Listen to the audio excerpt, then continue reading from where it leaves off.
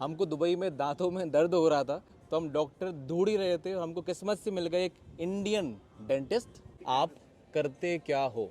मैं cosmetic dentist हूँ और मेरा नाम है डॉक्टर आकांक्षा। कितना डिफरेंस है दुबई में डेंटिस्ट की सैलरी में और इंडिया के डेंटिस्ट की सैलरी में? अगर आपको इंडिया में 1 लाख रुपए मिलते हैं तो आपको दुबई में कंपैरेटिवली 10 लाख रुपए मिल सकते हैं। 10 लाख रुपए? क्या? पर यहाँ खर्चा भी तो ज्यादा होता होगा। अगर एक नॉर्मल लाइफ जी रहे हैं, basic rent, car, diva, bill, electricity, I think 25 से 30 हज़ार दिरहम में आपका बेसिक खर्चा निकल जाता है 5 से 6 लाख रुपए बचा सकता है आराम से। मैंने सुना है कि बहुत सारे इंडियन पेशेंट आपके पास ही आते हैं, ऐसा क्यों?